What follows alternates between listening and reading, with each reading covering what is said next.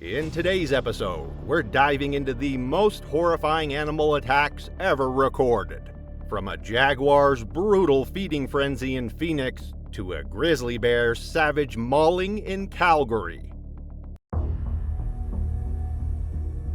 July 8, 2014, dawned with the kind of perfect Caribbean weather that made Playa del Carmen, Mexico, a world-renowned diving destination. The turquoise waters of the Caribbean stretched endlessly toward the horizon, their surface barely disturbed by the lightest of swells that lapped peacefully against the shore. Carlos Rivera, 31, the Miami-based dive instructor and part-time underwater photographer, had been commissioned by a major travel magazine to document the unique cenote diving experience that drew thousands of tourists to Mexico's Yucatan Peninsula each year. Carlos embodied the laid-back professionalism of someone who'd spent his adult life underwater. His photography skills had developed alongside his diving expertise, and his images of Caribbean marine life had been featured in several diving publications. Friends described him as methodical and safety-conscious, someone who never took unnecessary risks despite his obvious comfort in challenging underwater environments. The dive site Carlos had chosen was where the Dos Ojos cenote system met the Caribbean Sea, a location known for its dramatic underwater topography and diverse marine life. Recent heavy rains had reduced visibility in the area, but his local guide, Miguel Santos, assured him that the reduced visibility often brought larger marine animals closer to shore as they followed bait fish into the murky water. Miguel had expressed some concerns about the conditions. The recent storms had stirred up sediment and organic matter, reducing visibility to less than 10 feet in some areas. More concerning was the fact that the murky water coincided with the feeding patterns of bull sharks, which were known to hunt in low visibility conditions where their other senses gave them advantages over both prey and potential competitors. Bull sharks are among the ocean's most dangerous predators, perfectly adapted for hunting in the shallow, murky waters where rivers meet the sea. What makes bull sharks particularly dangerous is their hunting strategy in murky water. At 4:30 p.m., Carlos and Miguel entered the water near the cenote mouth, where fresh water from the underground cave system mixed with salt water from the Caribbean. The visibility was indeed poor, extending only about 8 feet in any direction. For the first 20 minutes of the dive, everything went according to plan. Carlos captured beautiful images. Carlos was particularly focused on photographing a school of Sergeant Major damselfish when Miguel suddenly grabbed his arm and pointed into the murky water ahead of them. Through the limited visibility, a large, dark shape moving slowly through the water about 15 feet away. As the shape moved closer, its distinctive profile became unmistakable. They were looking at a bull shark, easily 8 feet long and probably weighing close to 300 pounds. Carlos began photographing immediately, his camera's strobe firing repeatedly as he captured frame after frame of the magnificent shark. The bull shark's behavior changed almost immediately when Carlos's first strobe fired. The bright flash of artificial light in the murky water seemed to confuse and agitate the predator. Bull sharks hunt primarily by detecting vibrations and electrical impulses, and the sudden burst of light combined with the electrical activity from the camera equipment created an unusual stimulus that triggered the shark's investigatory response. Miguel recognized the danger immediately and began signaling frantically for Carlos to stop photographing and slowly ascend. But Carlos was caught up in the excitement of the encounter, continuing to shoot as the shark circled closer. The shark began displaying classic investigatory behavior, approaching the divers in a slow, deliberate manner while using its other senses to determine whether these strange creatures might be potential prey. Carlos felt a sudden bump against his leg as the shark's broad snout made contact, testing whether this unusual object might be edible. The bump was firm, but not aggressive, typical behavior for a bull shark investigating something unfamiliar. However, Carlos's startled reaction to the contact, combined with the continued flashing of his camera strobe, seemed to escalate the shark's interest. Carlos tried to follow Miguel's frantic signals to ascend slowly, but his movements in the water seemed to further stimulate the shark's predatory instincts. The attack came with shocking suddenness. The bull shark approached from Carlos's blind spot, using the murky water to mask its approach. The shark's powerful jaws clamped down on Carlos's lower leg just above the ankle, its serrated teeth designed for gripping and tearing rather than the clean cuts associated with great white attacks. Unlike the head-shaking behavior often attributed to sharks in popular media, the bull shark maintained a steady grip while using its powerful body to thrash from side to side. This behavior is designed to incapacitate prey quickly rather than tear away chunks of flesh. Miguel reacted quick. He swam directly at the shark, banging his tank with his dive knife to create loud metallic sounds while shouting through his regulator. The noise and commotion seemed to confuse the shark, which released its grip on Carlos's leg after approximately 15 seconds of contact. The shark disappeared back into the murky water as suddenly as it had appeared, leaving Carlos floating in a rapidly expanding cloud of his own blood. Miguel immediately grabbed his injured partner and began an emergency ascent, fighting against Carlos's increasing unconsciousness and the weight of his camera equipment. Carlos remained conscious during the ascent, but was clearly going into shock from blood loss. The shark's bite had severed the posterior tibial artery in his lower leg, and despite Miguel's attempts to apply pressure to the wound underwater, Carlos was losing blood at a dangerous rate. They broke the surface to find local fishermen already responding to Miguel's earlier emergency signals. The fishermen pulled Carlos from the water and immediately applied a tourniquet to his leg while racing toward shore at full throttle. The ambulance was waiting at the dock when they arrived, but Carlos had already lost consciousness from blood loss. The severed artery had caused massive hemorrhaging that the improvised first aid couldn't fully control. Carlos died in the emergency room despite the medical team's best efforts. He had lost too much blood during the attack and subsequent transport, and the trauma to his lower leg had caused irreparable damage to major blood vessels. The incident led to immediate changes in diving protocols for the area. New regulations required minimum visibility standards for all commercial dive operations, and guides received additional training in shark encounter procedures. Emergency response protocols were also improved, with faster boats and better medical equipment stationed at popular diving locations.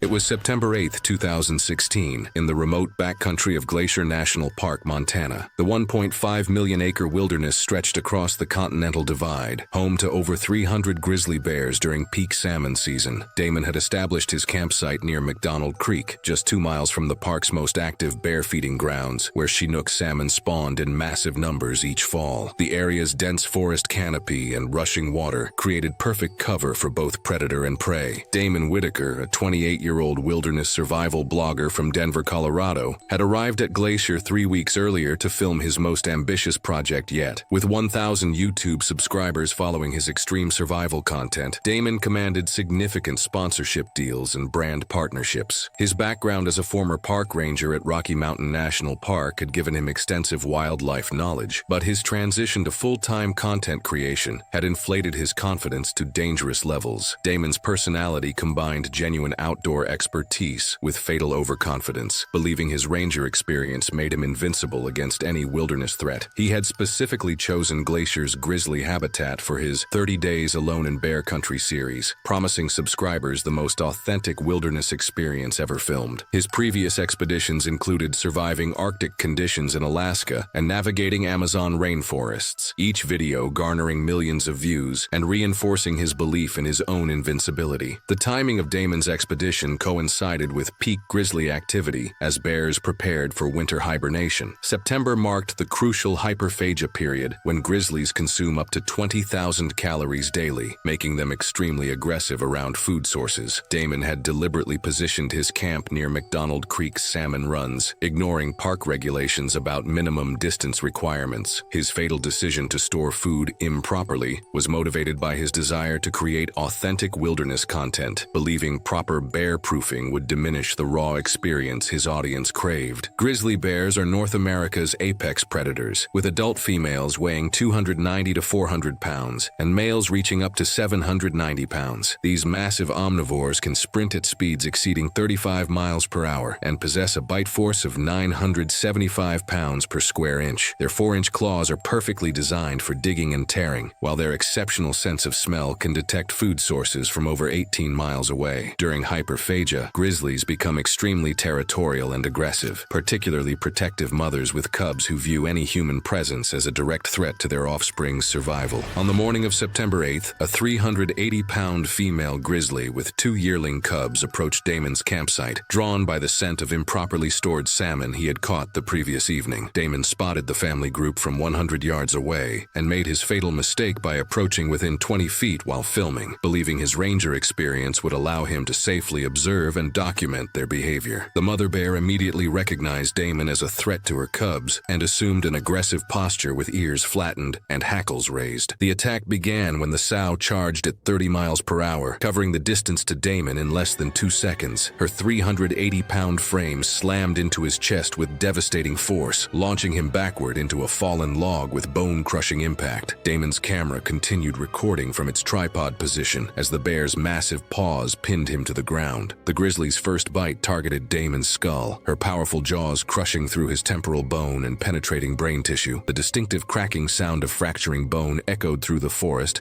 as cerebrospinal fluid began leaking from the massive head wound. The bear's 4-inch claws raked across Damon's chest and abdomen, tearing through his heavy jacket and puncturing his lung cavity. Each swipe opened deep lacerations that exposed underlying muscle and bone structure. The grizzly's second bite clamped down on Damon's neck and shoulder, crushing his clavicle and severing major blood vessels. Arterial blood sprayed in pulsing streams as the bear shook her massive head, further destroying tissue and bone. Damon's body went into shock within 90 seconds as massive blood loss and traumatic brain injury caused rapid unconsciousness. The protective mother bear continued her assault for another 3 minutes, delivering crushing bites to his torso that fractured multiple ribs and punctured vital organs. She returned twice more to ensure the threat was eliminated, inflicting additional facial trauma that rendered Damon unrecognizable. Death occurred from massive head trauma combined with exsanguination within 6 minutes of the initial charge. Park rangers discovered Damon's remains 4 days later after his emergency beacon activated. The National Park Service launched a comprehensive investigation into the incident, ultimately citing multiple safety violations in Damon's campsite setup. His family released a statement honoring his passion for wilderness education while acknowledging the preventable nature of his death. The incident sparked renewed debates about social media influencers operating in protected wilderness areas without proper permits or safety protocols.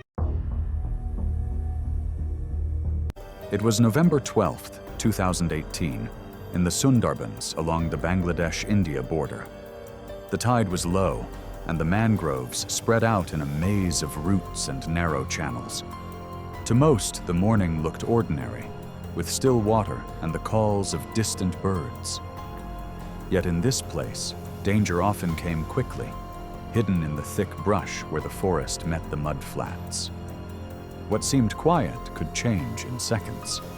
Arif Hossain was 38, a geologist from Khulna, working on a government contract to collect soil samples from the coastal forest. He was steady in his work and had a reputation for being patient, careful with measurements, and dependable when deadlines pressed. His wife and young daughter depended on his income, and though he knew of the tiger risks in the region, he agreed to the assignment because it offered more pay than his usual work.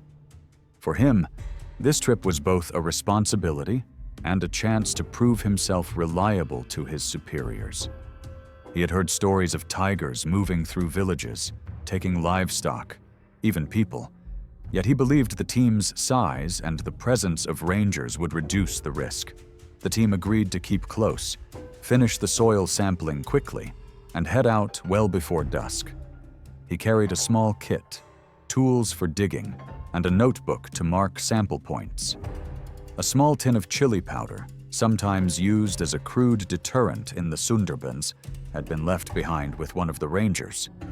At the time, it seemed unimportant. The Sundarbans were a challenging environment to work in.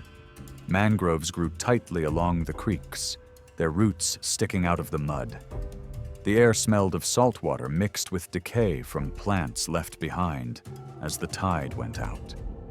Crabs moved across the mud, while birds searched in the shallows.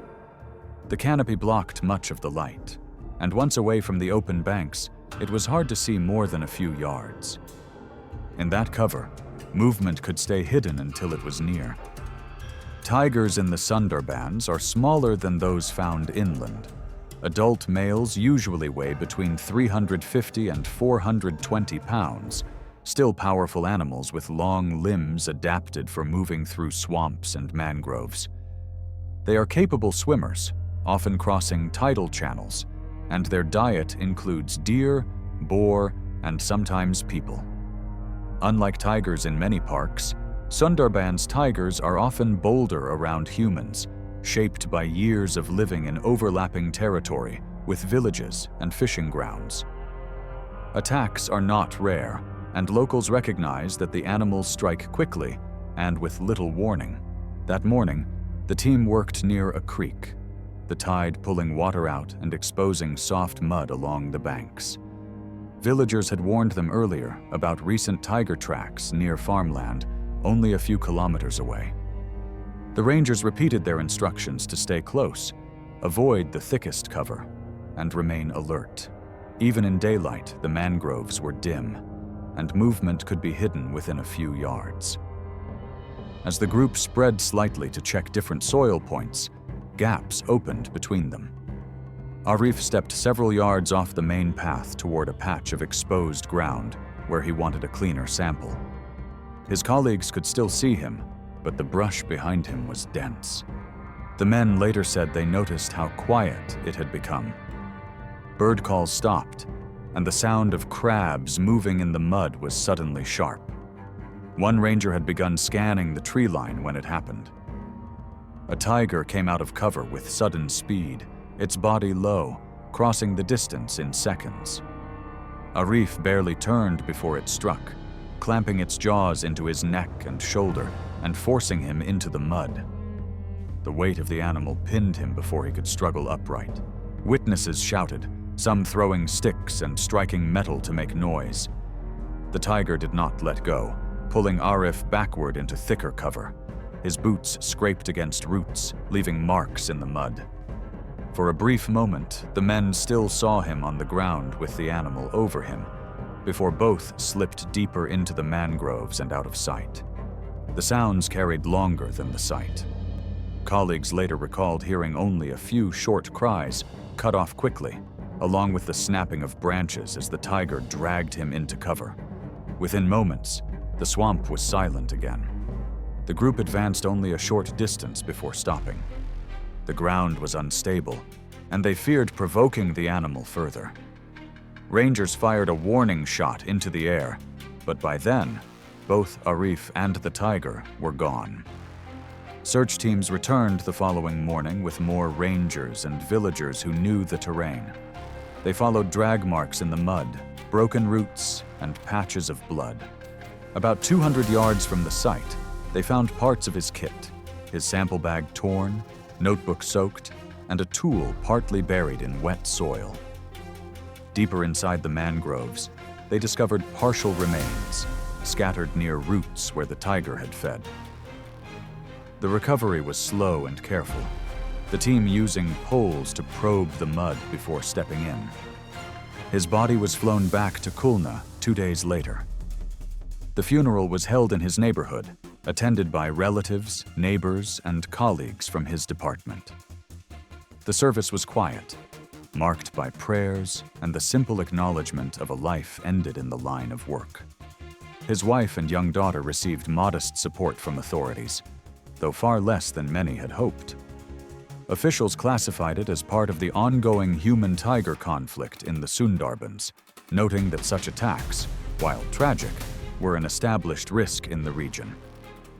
The story did not spread far beyond local papers. For those who worked with him, it was a reminder of how quickly conditions in the field could turn. For the villagers who lived near the mangroves, it was another chapter in a long history of living alongside tigers, one where the balance of survival often tipped unpredictably. It was August 25th, 2018, in Calgary, Alberta. The late summer sun lit the zoo grounds, families walking slowly between shaded exhibits as the day warmed. The grizzly bear enclosure, one of the Calgary Zoo's most popular attractions, was scheduled for a quiet enrichment session before opening fully to the public, but would not open that day due to something horrific. Derek Wallace was 36, a keeper who had been at the zoo for nearly a decade. His specialty was large mammals, bears, bison, and other species that required both strength and calmness from handlers. Colleagues described him as disciplined and dependable, someone who prided himself on doing the difficult work safely. He rarely cut corners, but he carried a confidence that sometimes translated into moving a step too quickly, assuming procedures would hold as they always had. Visitors often saw him giving talks near the bear exhibit, explaining their biology with steady, matter-of-fact delivery. Outside of work, Wallace lived a quiet life. He kept a modest apartment, spent time running trails near the Bow River, and was known among friends as someone who avoided risks outside of his job. His dedication to the animals was his main drive. That morning, his goal was straightforward: prepare the outdoor yard with enrichment objects, logs, toys, and food scents, so the bears could be released later to stimulate natural foraging behavior. The task was routine, one he had performed countless times. His decision to step inside, believing both bears were secured, was not reckless in his eyes, only another repetition of standard work. The grizzly enclosure sat on the eastern side of the zoo, a broad yard of dirt, grass, and scattered boulders, with a stream flowing through the middle. The air carried the faint smell of hay and damp soil. From the public gallery above, families could look down into the enclosure, where the two adult grizzlies, a male weighing over 600 pounds and a slightly smaller female, were housed. Grizzly bears are among the largest predators in North America, with adult males standing over 7 feet on their hind legs and equipped with claws 4 inches long. Their bite force can exceed 1,200 pounds per square inch, capable of crushing bone. Though captive-born, their behavior remains rooted in instinct. Food, territory, and dominance determine their reactions.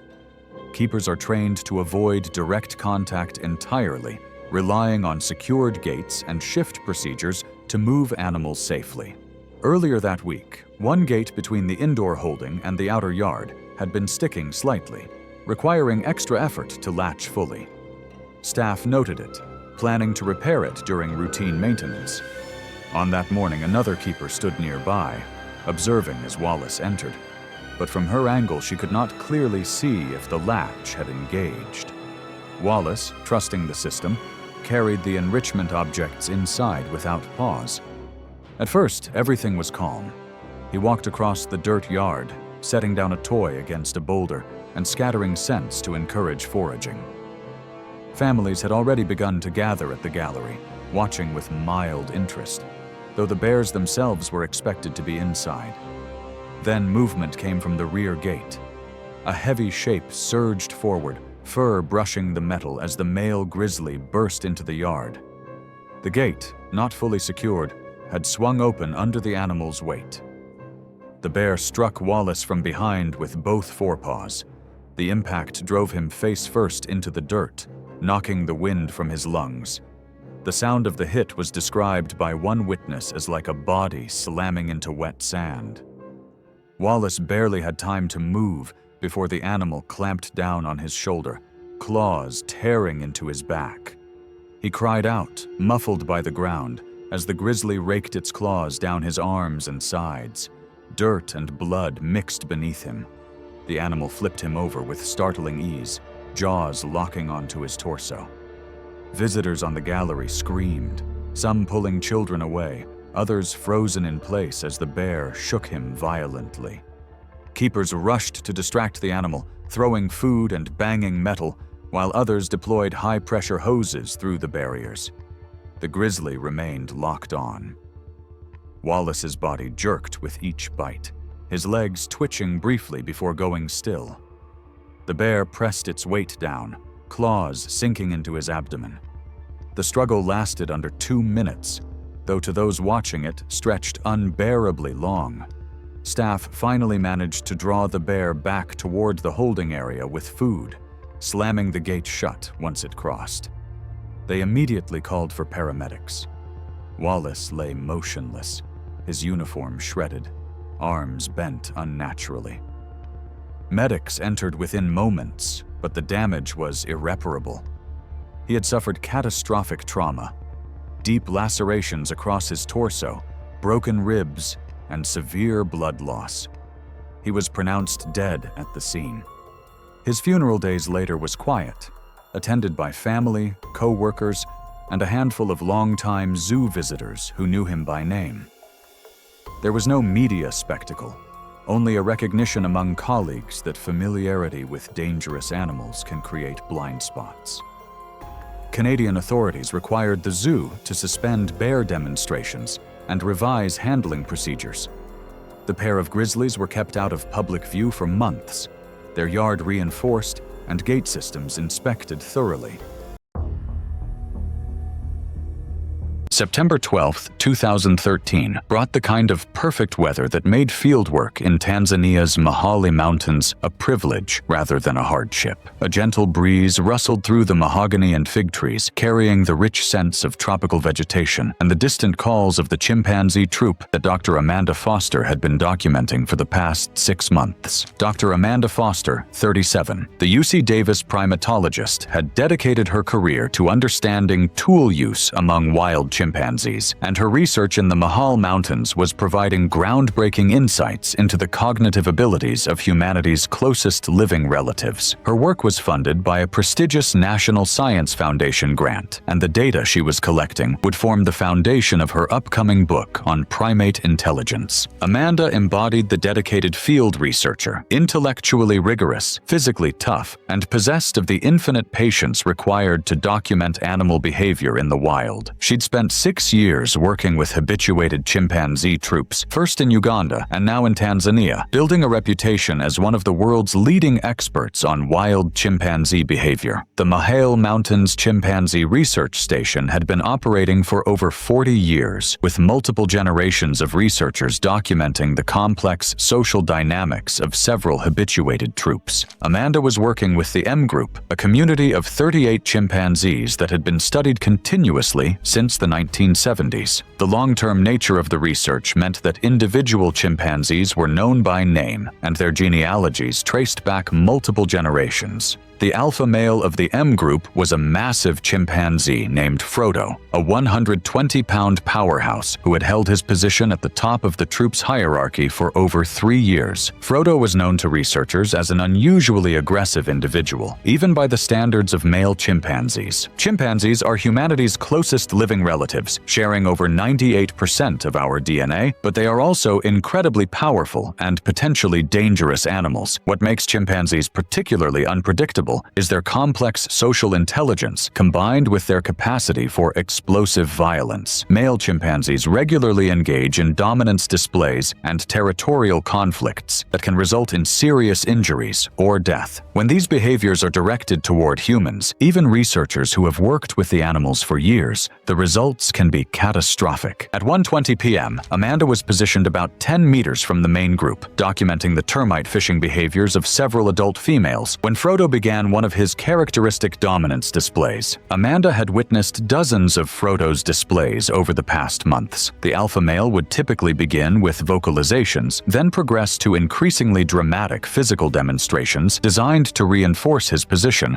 at the top of the troop's social hierarchy. Frodo's display escalated rapidly beyond anything Amanda had previously observed. Amanda should have retreated immediately according to established protocols, but she was mesmerized. This was exactly the kind of rare dominance display that could provide crucial data for her research, and she continued photographing and taking notes even as Frodo's aggression escalated beyond normal parameters. The turning point came when Frodo spotted Amanda during one of his charging runs through the forest. In his heightened state of aggression, the alpha male apparently perceived the human researcher as either a challenger to his dominance or a threat to his troop. Frodo redirected his display directly toward Amanda, charging through the underbrush with the terrifying speed and power that had made him the undisputed leader of his community. Amanda finally recognized the danger and began to back away, but her movement seemed to further trigger the enraged chimpanzee's aggressive response. The impact when Frodo reached Amanda was devastating. 120 pounds of muscle and fury slammed into her with tremendous force, knocking her to the forest floor and sending her camera equipment flying into the underbrush. Amanda tried to protect herself by curling into a defensive position, but Frodo's attack was relentless and systematic. Frodo's first target was Amanda's hands as she tried to protect herself, his massive canine teeth punching through flesh and bone with crushing force. The pain was immediate and overwhelming, but Amanda's screams seemed only to further enrage the attacking chimpanzee. Frodo's jaws clamped down on Amanda's right hand with devastating force, his canine teeth easily crushing the small bones of her fingers and palm. He then grabbed her left arm with his powerful hands, his grip strong enough to fracture her radius and ulna as he shook her violently. Blood poured from multiple bite wounds as Amanda fought desperately to protect her vital areas.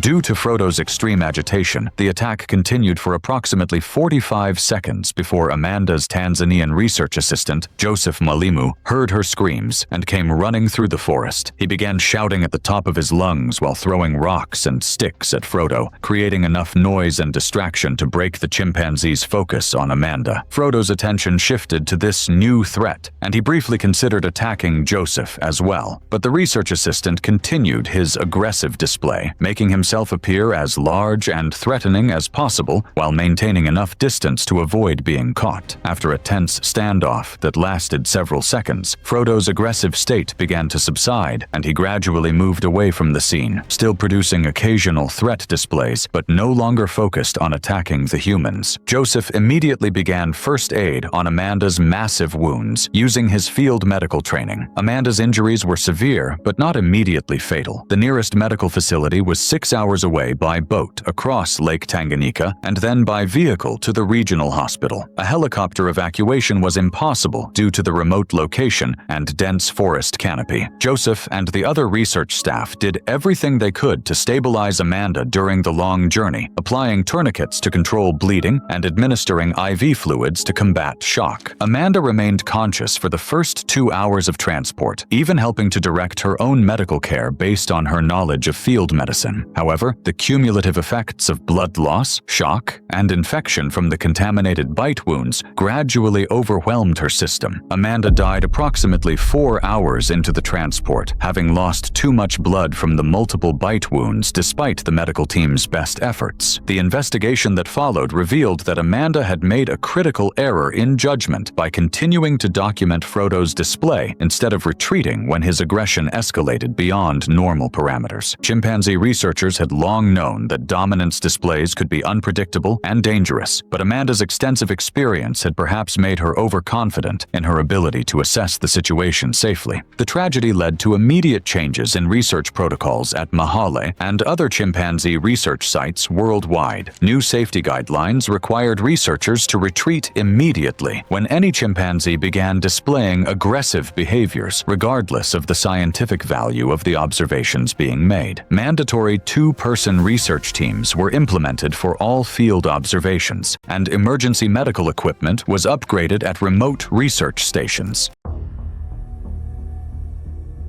It was March 15, 2017, at the Ukutula Conservation Center in South Africa's Northwest Province. The 650-acre facility housed over 80 big cats, including a pride of 6 African lions in a specially designed breeding enclosure surrounded by double fencing and electric wire. Located near Brits, just 45 minutes from Hartbeespoort Dam, the center attracted thousands of international volunteers and tourists, annually seeking hands-on African wildlife experiences. Emily Cross, a 23-year-old social media influencer from Portland, Oregon, had arrived at Thornfield that morning as part of her month-long African adventure series. With only 3,000 TikTok followers, Emily desperately sought viral content to boost her struggling online presence. Her background as a former marketing assistant had taught her the importance of engagement metrics, but her transition to full-time content creation had proven financially challenging. Emily's personality combined dangerous risk-taking with an attention-seeking nature that consistently dismissed safety warnings. She She had specifically chosen Thornfield for its reputation as a hands-on wildlife experience, believing close encounters with apex predators would finally give her the breakthrough content she needed. Her previous videos featured increasingly reckless stunts, from cliff jumping in Thailand to swimming with reef sharks in the Maldives. The sanctuary's afternoon feeding schedule created the perfect storm for Emily's fatal decision. At 3:30 p.m., while staff prepared the lion's daily meal of raw meat, Emily noticed the enclosure's maintenance gate had been left slightly ajar by a careless worker. The 3 adult lions inside, 2 females and 1 dominant male, were already agitated by the approaching feeding time, pacing restlessly near the fence line. The temperature had reached 95 degrees Fahrenheit, adding to the animal's irritability. African lions are apex predators weighing between 265 to 420 pounds, capable of reaching speeds up to 50 miles per hour in short bursts. Their powerful jaws generate a bite force of 650 pounds per square inch, while their retractable claws can extend up to 1.5 inches in length. Lions are opportunistic hunters with exceptional eyesight and hearing, making them formidable predators even in captivity. During feeding periods, their predatory instincts intensify significantly, triggering heightened aggression toward any perceived threats or unusual movements. Male lions are particularly territorial and will attack anything they perceive as competition or intrusion into their domain. Emily's fatal mistake began when she climbed over the outer safety barrier, ignoring the multiple warning signs posted around the enclosure. She squeezed through the partially open maintenance gate, entering the lion's territory during their most dangerous period. The 380-pound male lion immediately noticed her presence, approaching with cautious curiosity as Emily attempted to film a selfie video with her phone. She moved deeper into the enclosure, seeking better lighting for her shot. The attack commenced when Emily's sudden movements and the bright camera flash triggered the male lion's predatory response. The massive cat pounced without warning, his 420-pound frame slamming into Emily's chest and knocking her violently to the ground. Her phone flew 15 feet away, continuing to record the horrific scene. The male lion's powerful jaws clamped down on Emily's neck, his 4-inch canine teeth puncturing her carotid artery and crushing her trachea. Emily's body convulsed as the lion shook his head violently, tearing through muscle and cartilage with devastating force. Within seconds, the 2 female lions joined the attack, drawn by Emily's blood and the male's aggressive behavior. The first female bit down on Emily's left arm, her teeth crushing through the radius and ulna bones with audible snapping sounds. The second female attacked Emily's torso, her claws raking across the abdomen and puncturing the intestinal wall. Emily's white safari shirt turned crimson as arterial blood sprayed across the enclosure's sandy floor in expanding pools. The male lion maintained his death grip on Emily's neck, while the females continued their assault on her limbs and torso. Emily's body went limp after 90 seconds, as massive blood loss from her severed carotid artery caused rapid unconsciousness. The lions continued their attack for another 2 minutes, inflicting additional puncture wounds to her chest cavity and crushing several ribs. Emily Cross died from exsanguination and traumatic asphyxiation within 4 minutes of entering the enclosure. Sanctuary staff discovered Emily's body 20 minutes later during the scheduled feeding. The South African Police Service launched an investigation into the incident, citing negligence in security protocols. Emily's family released a brief statement requesting privacy while expressing their devastation over the preventable tragedy. The sanctuary temporarily closed its operations pending a full safety review. Local media coverage sparked debates about social media culture and wildlife tourism safety standards. It was June 12th, 2014, in the backcountry of British Columbia. The day began with clear skies and mild air, the kind of weather field crews preferred for hiking ridges and mapping rock layers. The forest was quiet around them, but it was the kind of silence that never lasted. In places like this, danger was always possible, even if the men had learned to brush off the thought. Daniel Jamestone was 42 years old, a geologist from Kamloops. He had spent most of his career in fieldwork, walking long hours across mountainsides and valleys for mining surveys. He was reliable, steady, and often chosen as lead for his calm approach. Away from work, he was a family man, married with 2 children, ages 8 and 10. To friends, he was not adventurous in the reckless sense. He planned his trips carefully and made sure his team had what they needed. This survey had taken him into deeper wilderness than usual, accessible only by helicopter. The project was to map fault lines along a remote slope, part of a mining exploration program. For Daniel, the trip was routine, but he admitted to colleagues that he liked the quiet of the backcountry. He saw it as a chance to work without interruption, away from office noise and city schedules. Cougar sightings had been reported in the area, but the team of 3 believed they were safe in numbers. The terrain was rough but open in places. Gravel slopes slid underfoot, and patches of spruce and fir trees stood close together, their branches shading the ground.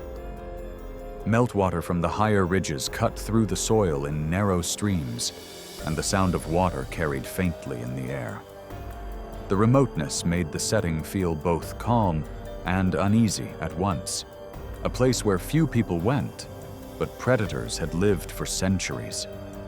Cougars, also called mountain lions, are apex predators in British Columbia. Adult males can weigh up to 150 pounds and stretch over 7 feet from nose to tail. They are ambush hunters, relying on stealth and sudden bursts of speed rather than prolonged chases. Their bite force and claws are strong enough to kill deer in seconds. Attacks on people are rare, but when they happen, they are quick, violent, and often fatal if the victim is alone. Warnings had reached the crew even before their drop-off. Conservation staff had circulated alerts of cougar activity, and locals reminded the surveyors to stay close together and keep noise levels high. In the first few days, they saw no signs. By the 3rd day, they grew more relaxed, focusing on rock samples and GPS mapping. Daniel trusted the rule of safety in numbers and allowed himself to walk a little behind when checking loose outcrops. It was a small decision that would prove costly. That afternoon, the team moved across a slope of broken rock. Daniel slipped on loose ground and fell a few steps behind. The others kept walking, expecting him to catch up. Within seconds, the forest's silence broke.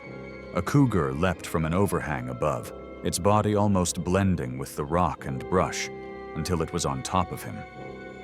Witnesses later described the speed as shocking and noted that cougars are almost always silent until the moment they strike. The cougar clamped its jaws on Daniel's neck and shoulder, pulling him down hard onto the gravel. He kicked and twisted, his boots scraping across the loose rock, but the weight of the animal kept him pinned. His scream carried through the trees, and the other men turned in panic. One yelled while the other threw rocks, trying to drive the animal off. A hammer struck its side, and for a moment the cougar let go. Daniel tried to move forward on his hands and knees, but before he could get far, the cat circled and lunged again. Its claws tore across his back as it clamped down once more, pressing him flat against the ground. The men later recalled the growl of the cougar, the scrape of boots against rock, and the silence when Daniel stopped moving. Blood spread across the gravel where he lay. Startled by the shouting, the animal slipped back into the brush. The 2 men froze in place, holding flares they had never managed to use. When they reached Daniel, his injuries were severe. The puncture wounds in his neck and shoulder bled heavily, and he was unresponsive. They used the satellite phone to call for help, but the rescue team could not reach them before nightfall. The body was retrieved by helicopter the following morning. His sampling kit and notebook were found nearby, stained with blood but still intact, the last traces of the work he had come to do. Conservation officers tracked the cougar that same day, following signs in the brush. By the following evening, it was located and euthanized, standard protocol for attacks of this kind. Officials later explained that the animal was a healthy adult male, likely hunting deer in the area. For Daniel's family in Kamloops, the news was brief and devastating. His funeral was small and private, attended by relatives, friends, and co-workers who spoke quietly about his steady character and years of dedication. Authorities used the incident as a reminder. Field crews were told again that noise and close spacing are their best defenses in cougar country. Tools like hammers and rocks had given the men seconds, but not enough. In the weeks that followed, Daniel's colleagues replayed the events again and again, remembering how fast the attack began and how quickly it ended. The wilderness that he had loved for its silence became the place where he was silenced, leaving only the empty slope and the sound of water running through the rocks. It was April 12th, 2016, in Dallas, Texas. The morning was cool and overcast, the zoo grounds still quiet before the flow of visitors. The routine of animal care unfolded as it had countless times before, with keepers moving between enclosures in practiced rhythm. But within the lion habitat, a small lapse in procedure would turn a familiar task into tragedy. Eva Goggins was 62, a senior zookeeper who had spent over 3 decades at the Dallas Zoo. She was widely respected among colleagues for her steady presence, a woman who rarely lost her composure even under pressure. Eva had begun working at the zoo in her 20s, rising to a trusted position where she trained younger keepers. Her reputation was built not on innovation, but on dependability. Staff leaned on her for guidance, and she carried a quiet pride in knowing the animals well, especially the big cats. Though careful by nature, Eva had grown accustomed to routines that dulled the edge of caution. Years of experience gave her confidence that she could judge the moods and patterns of the lions she cared for. However, she sometimes skipped formal steps to save time, convinced that her familiarity and instincts were enough. Her goal that morning was simple: clear debris and inspect part of the enclosure before visitors arrived. She believed the lions were secure behind barriers, as they usually were during cleaning. That belief, though, rested more on habit than on confirmation. The lion exhibit stretched with sandy soil, scattered rocks, and a broad viewing area beyond the reinforced glass for the public. Artificial trees and shaded outcroppings gave cover to the cats. In the early morning light, the stillness concealed the latent power of predators built for ambush.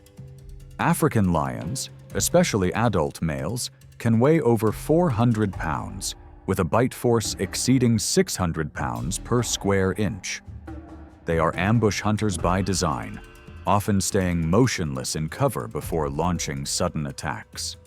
Though born in captivity, zoo lions retain the same predatory instincts.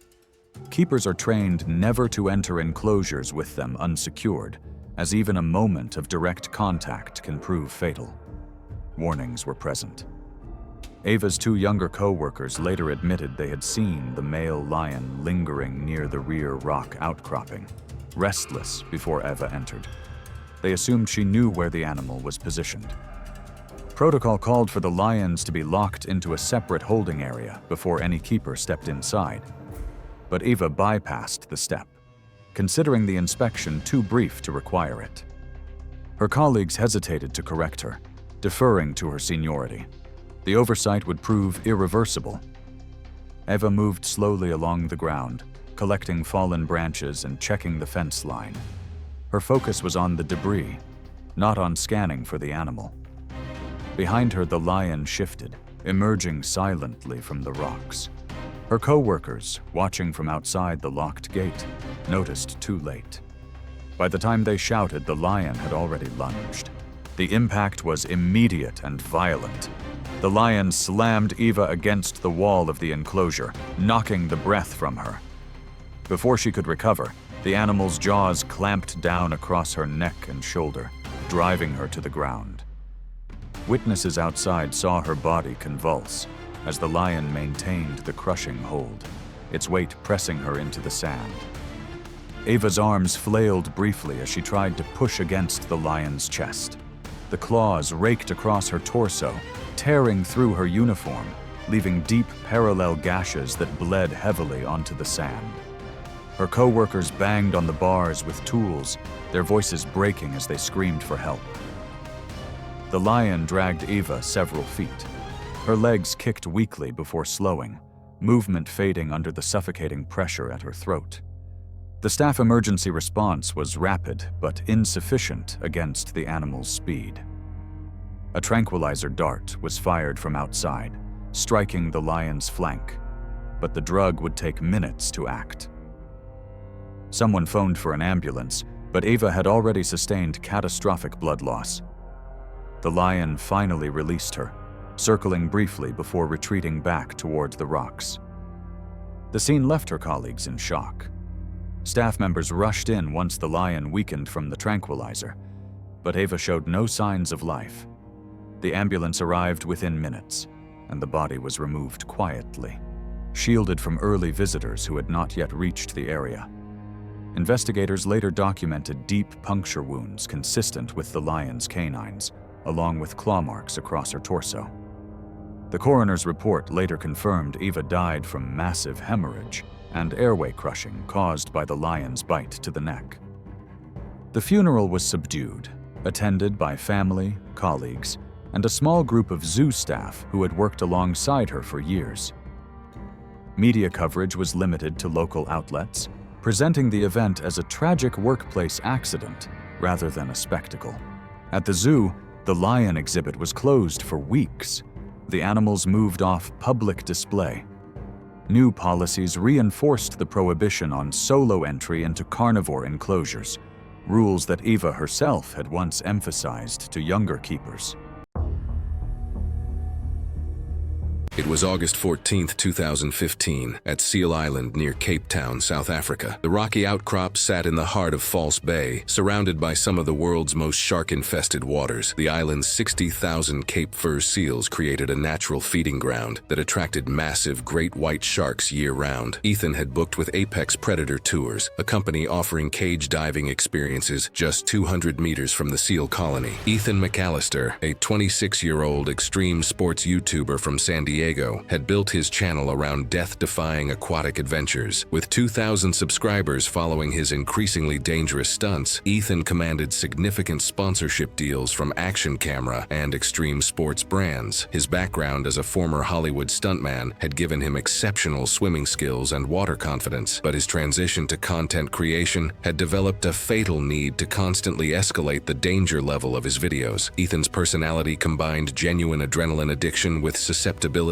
to peer pressure, often making reckless decisions to impress his 3 college friends who had joined him for this South African adventure. He had specifically chosen Seal Island during peak shark season for his Ultimate Shark Week series, promising subscribers the most extreme shark encounter footage ever captured. The group had arrived at Seal Island during prime hunting hours when great whites were most active. Ethan's 3 friends remained safely inside the protective cage while he made his fatal decision to exit and swim freely among the circling predators. The dive master had explicitly warned against leaving the cage, but Ethan dismissed these safety protocols as overly cautious restrictions that would diminish his content's impact. Great white sharks are the ocean's apex predators, reaching lengths of 20 feet and weights exceeding 5,000 pounds. These ancient hunters possess rows of serrated teeth up to 3 inches long, designed to slice through flesh and bone with devastating efficiency. Their bite force reaches 4,000 pounds per square inch, capable of severing limbs in a single strike. Great whites can accelerate to 35 miles per hour in short bursts, launching themselves completely out of the water when attacking surface prey. Their exceptional electroreception allows them to detect the electrical fields generated by living creatures, making escape nearly impossible once they lock onto a target. Ethan's fatal mistake began when he exited the protective cage despite the dive master's frantic hand signals to return. An 18-foot female great white had been circling 20 feet below the cage, her massive form clearly visible in the crystal-clear water. Ethan swam directly toward the shark while filming with his waterproof camera, attempting to touch her dorsal fin for what he believed would be revolutionary footage. His erratic swimming movements and the electrical signals from his camera equipment triggered the shark's predatory instincts. The attack commenced when Ethan's flailing movements mimicked those of an injured seal, the great white's preferred prey. The massive shark accelerated upward from the depths at tremendous speed, her 18-foot frame cutting through the water like like a torpedo. She struck Ethan from below with devastating force, her massive jaws clamping down on his left leg and hip with bone-crushing pressure. The impact launched both predator and victim toward the surface in an explosion of white water and blood. The great white's triangular teeth, each measuring over 2 inches, sliced through Ethan's wetsuit and penetrated deep into his thigh and pelvis. The initial bite severed his femoral artery, sending arterial blood streaming into the water in pulsing crimson clouds. Ethan's leg bones cracked audibly under the tremendous pressure as the shark's jaws compressed with 4,000 pounds of force per square inch. The predator's powerful head movements tore massive chunks of flesh from Ethan's lower body, exposing bone and muscle tissue. The great white released her initial grip and circled back for a second attack, drawn by the expanding blood cloud that now covered a 30-foot radius. Her second strike targeted Ethan's torso, massive jaws clamping down across his chest and abdomen. The shark's teeth punctured through his ribcage, collapsing both lungs and causing massive internal bleeding. A second great white, attracted by the commotion and blood, joined the feeding frenzy. The 16-foot male struck Ethan's already mangled lower body, his powerful bite completing the amputation of Ethan's left leg at the hip. The feeding continued for another 2 minutes as both sharks tore at Ethan's body, their powerful tails thrashing violently and creating a maelstrom of blood and foam. Death occurred from catastrophic blood loss and multiple organ failure within 5 minutes of the initial attack. The sharks eventually dispersed, leaving only fragments of wetsuit and equipment floating on the crimson surface. The dive boat crew recovered what remained of Ethan's body, using specialized equipment designed for shark attack recoveries. South African maritime authorities launched an investigation into the incident, ultimately citing multiple safety violations by both the tour operator and the victim. Ethan's family released a statement honoring his adventurous spirit while acknowledging the preventable nature of his death. It was August 19, 2013, on the Arctic archipelago of Svalbard, Norway. It was late in the Arctic summer, and the sun never fully set. The camp sat in a bare valley of ice and rock, with a few tents standing against the wind. Everything looked calm, but the area was never completely safe. Hannah Depp was 29 years old, a graduate student from Germany completing her research on glacial rock formations.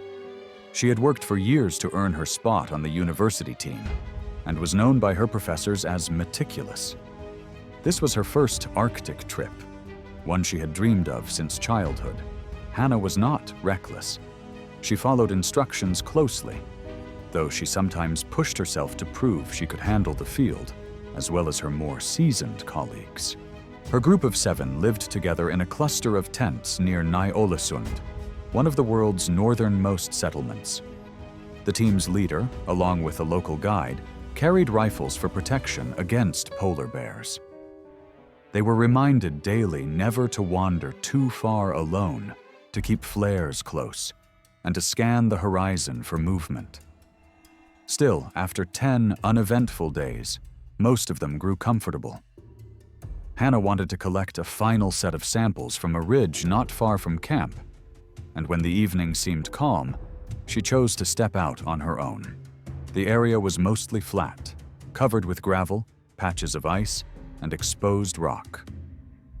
Meltwater streams crossed the ground, and apart from the wind, the place was quiet. The camp sat in a valley surrounded by ridges, giving a sense of open visibility, though the shadows of the terrain sometimes hid movement until it was close. It was a place where silence could be misleading. Polar bears are the largest land carnivores in the world. Adult males can weigh over 1,000 pounds and measure up to 10 feet standing. They move faster than most imagine, sprinting as quickly as a human can run. Though their diet consists mainly of seals, they are opportunistic and known to stalk people on Svalbard. Attacks are rare, but when they happen, survival is slim. The locals warn every visitor, never let your guard down, and never walk alone. Warnings had been repeated many times that week. The guide had noticed tracks 2 days earlier, though no one saw the bear itself. A helicopter pilot delivering supplies had also mentioned sightings near the coast. The team discussed it over dinner, but after so many quiet nights, the words felt like distant concerns. When Hannah left camp that evening, 2 colleagues saw her cross the ridge and assumed she would return quickly. She carried no rifle and no flare, only her sampling kit and field notebook. Minutes later, a polar bear came from behind a ridge and walked directly toward the camp, closing the distance. Witnesses said it walked with slow, deliberate steps, sniffing the air. Hannah stood about 50 yards away as the bear moved closer. She noticed it and raised her arms to appear larger as she had been taught. For a moment, the bear paused, its head tilting as if studying her. Then it lunged. The impact knocked her onto the gravel. Her scream carried across the camp as the bear pressed her down with its weight. Witnesses said she tried to move, kicking and twisting, but the animal clamped onto her shoulder, the sound of bone breaking carrying across the valley. Her colleagues scrambled for flares and fired 2 upward, but both shots missed. The bear stayed locked on her, raking at her side as the shouting around camp grew louder. Moments later, the bear began to shake her, gravel grinding into her clothing and skin. A witness later told police he heard another snap, sharper and louder than before. Another recalled how the metallic smell of blood was strong in the cold air. The group tried to get closer, waving and yelling, but the bear hardly moved off her. It then tore at her midsection, lifted her briefly, and dropped her back onto the ground with force. By the time the guide reached the site with a rifle, Hannah was motionless. A warning shot cracked through the valley, and only then did the bear retreat, slipping back into the ridges as quietly as it had arrived. The entire attack lasted less than 2 minutes. When it ended, blood covered the gravel, and torn pieces of her jacket lay scattered across the ground. Her sampling kit lay overturned, the notebook pages stained dark. A helicopter was called in, and she was airlifted to Longyearbyen. Despite rapid evacuation, doctors could not revive her. She was declared dead that night, her injuries far too severe. Her body was returned to Germany within days, where her funeral was held in a small village church. Classmates and family gathered in silence, remembering her dedication and the risks she had taken for her field. Norwegian authorities launched a review of safety practices for research groups on Svalbard. They reinforced the rule that no one should leave camp alone and that rifles and flares must always be kept within reach. For Hannah's colleagues, the memory of her final moments stayed with them long after the camp was dismantled. What remained at the site was a ridge marked by scattered rocks, the last place she had stood before the silence of the Arctic was broken. It was September 7th, 2014, in Phoenix, Arizona. The morning heat had already settled in, carrying the dry weight of late summer across the desert city. Families filtered into the Phoenix Zoo, moving from shaded paths to observation areas, expecting routine displays of animals going about their day. Few could have imagined that within one of those exhibits, a lapse in procedure would end with tragedy witnessed in real time. Laura Mitchell was 29, a zookeeper who had worked at the Phoenix Zoo for 6 years. She had gravitated to exotic cats early in her career, drawn to their power and independence. Colleagues regarded her as competent and committed, someone who cared deeply about enrichment and feeding routines. Mitchell was deliberate in her work, but not without small risks, habits born of repetition. Her confidence with the jaguar, in particular, sometimes led her to treat tasks around the enclosure with less caution than the formal guidelines demanded. Her life outside the zoo was quiet. She lived in a modest apartment near Tempe, drove an aging sedan, and rarely missed her early morning shifts. Mitchell saw her work as more than a job. It was a responsibility to maintain the health and behavior of animals most people would only glimpse behind glass. On that September morning, her goal was simple: adjust a feeding platform and prepare meat for the jaguar's mid-morning feed. It was the sort of routine she had carried out dozens of times, familiar enough to feel safe. The jaguar exhibit was designed with sandy ground, climbing logs, and a shaded pool where the animal sometimes rested. To visitors, it resembled a fragment of jungle transplanted into the desert, though the heat was sharper and drier than the species' natural environment. That morning, children pressed their hands against the viewing glass, waiting for the animal to appear.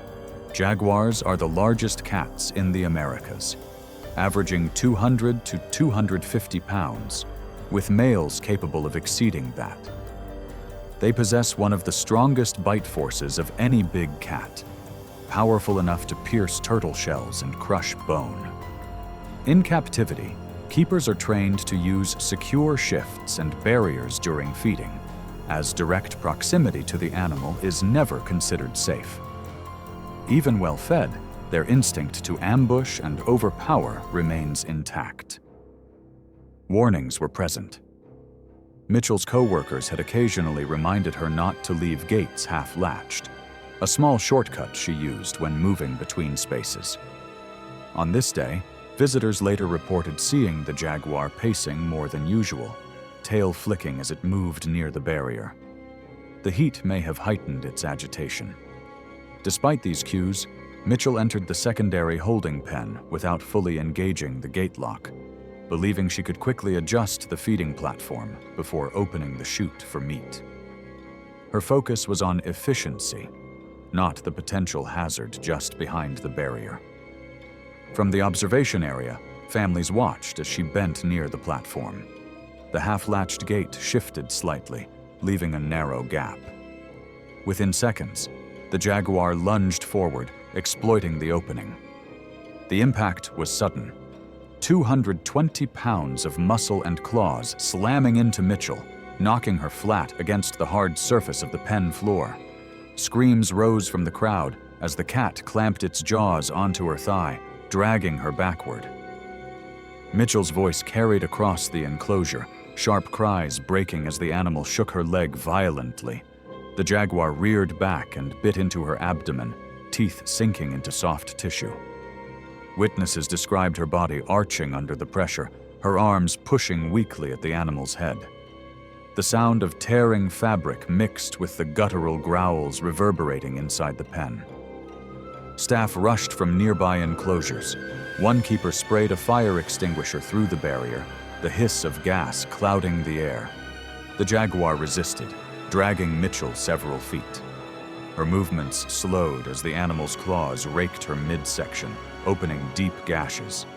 The crowd outside wailed, parents pulling their children back from the glass, some covering their faces. A high-pressure hose was brought in, water blasting against the cat's body. The force startled it enough to release her, retreating briefly toward the corner. Mitchell lay motionless. Keepers rushed in to drag her clear of the enclosure, lifting her onto a stretcher, while one of them called 911. By the time paramedics arrived, she showed no signs of responsiveness. The wounds to her abdomen and thigh had caused massive blood loss. Despite emergency attempts, she was pronounced dead on sight. The autopsy later documented multiple deep lacerations, a severed femoral artery, and extensive abdominal trauma consistent with a large animal attack. Cause of death was listed as exsanguination due to jaguar-inflicted injuries. Her funeral was private, attended mostly by family and co-workers. Among zoo staff, the loss was described as preventable, a result of small shortcuts that became habit over time. The Phoenix Zoo was fined for safety lapses, and reinforced standards were put in place requiring double checks on barriers for all big cat enclosures. The jaguar exhibit reopened weeks later, unchanged in appearance. March 22, 2015 brought one of those perfect Colorado mornings that reminded residents why they'd chosen to live in the shadow of the Rockies. Fresh snow from the previous week's storm still clung to the higher peaks, creating a stunning contrast against the dark granite faces and evergreen forests that carpeted the mountainsides. Jennifer Walsh, 34, the professional wildlife photographer from Denver, had been looking forward to this solo expedition for weeks, having secured one of the coveted backcountry photography permits that allowed her access to areas closed to regular hikers. Her specialty was North American predators, and her coffee table book on mountain wildlife was nearly complete. She just needed a few more shots of the region's most elusive resident. Jennifer had a methodical approach to risk assessment, carefully researching animal behavior patterns and seasonal movements before venturing into the field. She'd photographed grizzly bears in Yellowstone, wolves in Minnesota, and even great white sharks off the California coast, always maintaining what she considered safe distances while still capturing the dramatic images that had made her reputation. This particular morning, Jennifer was tracking reports of mountain lion activity in the Glacier Gorge area. For a photographer specializing in North American predators, the opportunity to document one of the continent's most secretive hunters was irresistible, even though mountain lions were notoriously difficult to locate and photograph. At 6:45 a.m., Jennifer discovered exactly what she'd been hoping to find: a fresh elk carcass partially hidden beneath a fallen log about 2 miles from the main trail. The kill was recent, probably within the last 24 hours, and showed the distinctive bite pattern of a large cat. Mountain lions, also known as cougars or pumas, are among North America's most perfectly adapted predators. These solitary hunters can weigh up to 180 pounds and measure 8 feet from nose to tail, with powerful hind legs capable of launching them 40 feet horizontally or 15 feet vertically in a single bound. What makes mountain lions particularly dangerous to humans is their territorial nature and protective instincts around cached kills. Unlike bears, which might bluff charge or give warning signs, mountain lions typically attack without warning when they perceive a threat to their food source.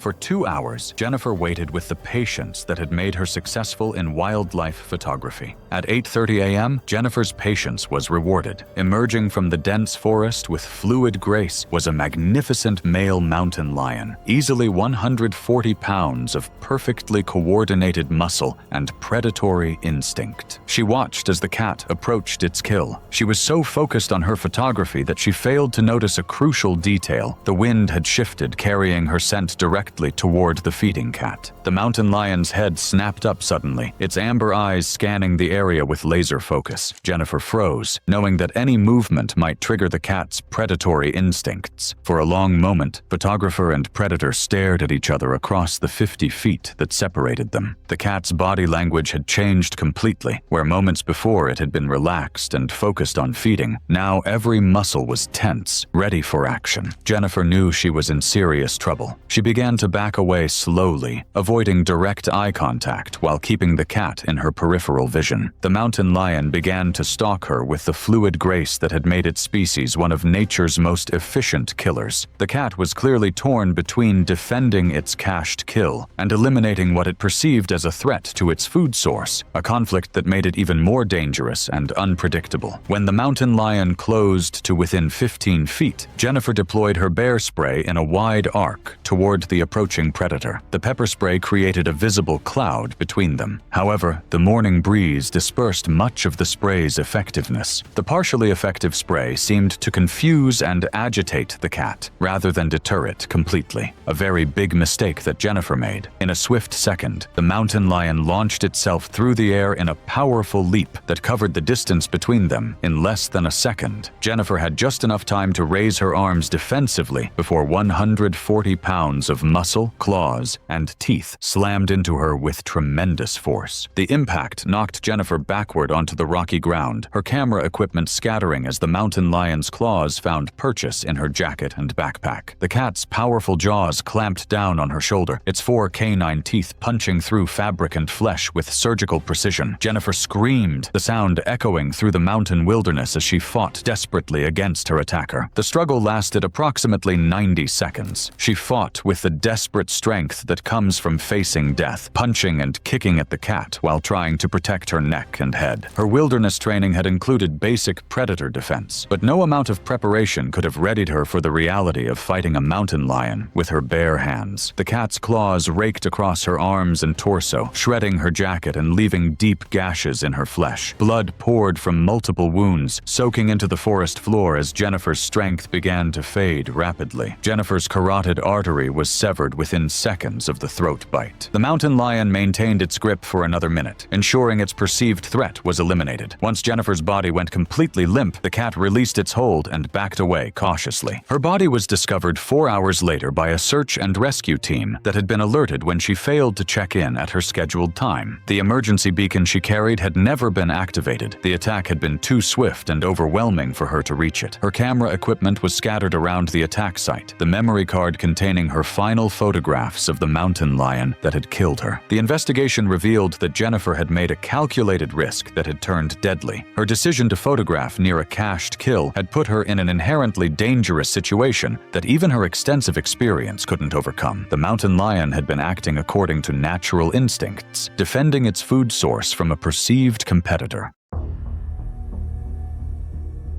It was June 22, 2018, in the remote wetlands of Everglades National Park, Florida. The 1.5 million acre wilderness contained over 200 freshwater and brackish waterways, home to an estimated 200,000 American alligators. Jade had chosen a secluded section of the Anhinga Trail, where cypress trees created dramatic silhouettes against the setting sun. The area's shallow waters and abundant wildlife made it a photographer's paradise, but also one of the park's most dangerous zones for human alligator encounters. Jade Holloway, a 25-year-old Instagram fitness model from Miami, had built her following through exotic location photo shoots that pushed safety boundaries. With 3,000 followers obsessing over her perfectly curated feed, Jade commanded lucrative sponsorship deals with major fitness and swimwear brands. Her background as a former personal trainer had given her exceptional physical conditioning, but her transition to full-time influencing had developed a dangerous obsession with creating increasingly dramatic content. Jade's personality combined vanity with reckless ambition, consistently dismissing safety warnings in pursuit of the perfect shot. She had specifically chosen the Everglades for a sunset bikini series, believing the dangerous backdrop would generate maximum engagement. Her boyfriend Ethan McAllister, a 27-year-old professional photographer, had reluctantly agreed to accompany her, despite serious reservations about the location's safety. The couple arrived at their chosen spot during golden hour when lighting conditions were optimal for photography. Ethan had researched the area extensively and repeatedly warned Jade about the high concentration of large alligators in these particular waters. Multiple park signs clearly stated the dangers of entering any water body within the Everglades, but Jade dismissed these warnings as overly cautious government regulations. American alligators are apex predators that can reach lengths of 14 feet and weights exceeding 1,000 pounds. These ancient reptiles possess a bite force of 2,980 pounds per square inch, among the strongest recorded in the animal kingdom. Their powerful tails serve as both propulsion and weapons, capable of delivering bone-crushing blows. Alligators are ambush predators with exceptional patience, often remaining motionless for hours before striking with lightning speed. During summer months, their metabolism peaks, making them extremely aggressive hunters actively seeking prey in shallow waters. Jade's fatal mistake began when she waded waist-deep into the murky swamp water. Ignoring Ethan's increasingly frantic protests from the shoreline, she moved deeper into the water, seeking more dramatic angles, unaware that a 12-foot male alligator had been tracking her movements from 30 yards away. The massive reptile approached underwater with only its eyes and nostrils visible above the surface, perfectly camouflaged among floating vegetation. The attack commenced without warning as the 600-pound alligator exploded from the water with devastating speed. Its massive jaws clamped down on Jade's legs and pelvis with crushing force, the distinctive sound of breaking bones echoing across the swamp. Jade's screams pierced the evening air as the alligator's 80 razor-sharp teeth punctured through muscle and bone, creating deep lacerations that immediately began hemorrhaging blood into the dark water. The alligator initiated its signature death roll, a violent spinning motion designed to disorient prey and cause massive trauma. Jade's body was twisted and rotated with tremendous force as the reptile performed 3 complete rotations, fracturing her pelvis, femur, and several ribs. The spinning motion created a crimson whirlpool in the water as arterial blood poured from multiple puncture wounds. Each rotation drove the alligator's teeth deeper into Jade's tissue, crushing internal organs and severing major blood vessels. After completing the death roll, the alligator dragged Jade toward deeper water while maintaining its crushing grip on her lower body. Her desperate attempts to stay afloat became increasingly weak as massive blood loss and shock began shutting down her vital systems. The alligator's powerful tail thrashed violently, creating waves that pushed Jade's head underwater repeatedly. Water filled her punctured lungs as she struggled to breathe through the pain and trauma. Jade's movements became erratic and uncoordinated as her body entered the final stages of shock. The alligator continued dragging her toward its underwater lair, a behavior known as the death roll cache, where prey is stored for later consumption. Jade's head disappeared beneath the surface for the final time as the massive reptile pulled her into water over 8 feet deep. Death occurred from a combination of massive blood loss, internal trauma, and drowning within 4 minutes of the initial attack. Ethan remained helpless on the shoreline, unable to enter the water without becoming a second victim. Emergency responders arrived within 20 minutes but could only recover Jade's body after wildlife officials safely removed the aggressive alligator from the area. The Florida Fish and Wildlife Conservation Commission launched an investigation into the incident, ultimately ruling it a preventable tragedy caused by ignoring established safety protocols. Jade's family filed a wrongful death lawsuit against the Park Service, claiming inadequate warning signage, though the case was later dismissed.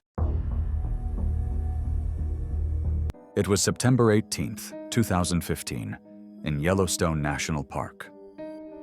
The early fall air was cool, and thin clouds drifted above Hayden Valley. At first, the day looked ordinary, with the same calm and quiet visitors that they often expect in the park. Yet, Hayden Valley is also a place where encounters with wildlife can turn dangerous without warning. Karen Bruce was 34 years old, a doctoral candidate in geology from Colorado. She had been working on her dissertation about volcanic rock samples and was excited to spend time in Yellowstone, where the landscape gave her material she could not find elsewhere. Karen was disciplined in her work, careful with her notes, and patient with long days in the field. She was respected by her professors and known by classmates for keeping a level head. This trip was an important step for her. She had been granted access to work with 2 park rangers who guided her through the areas where rock sampling was permitted. For Karen, it was a chance to show she could manage serious fieldwork in a demanding environment. She was aware of the risks, but believed that with trained rangers beside her, the chances of real danger were slim. Hayden Valley was broad and open, with grasslands broken by scattered brush. Bison were spread across parts of the meadow, and shallow streams ran through the low ground. The soil was damp from rain the night before, and the air was cool and steady. Visibility across the valley was generally good, but near the slopes, patches of willow and dense shrubs created cover where large animals could stay hidden until they moved into the open. Grizzly bears are among the most powerful animals in Yellowstone. Adult males can weigh more than 700 pounds and run at speeds close to 35 miles per hour.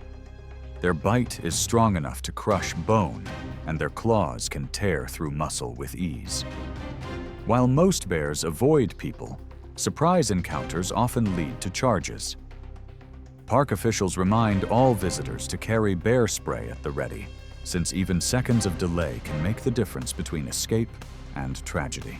There had been warnings in the park that week. Rangers had posted notices of recent grizzly activity in the valley, especially in areas where berries were abundant.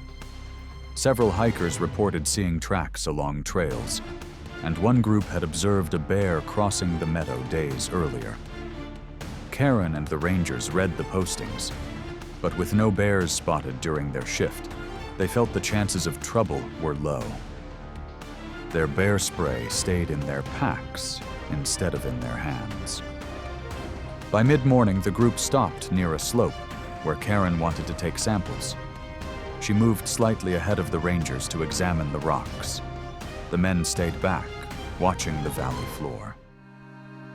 The scene was quiet until a sudden movement broke the stillness.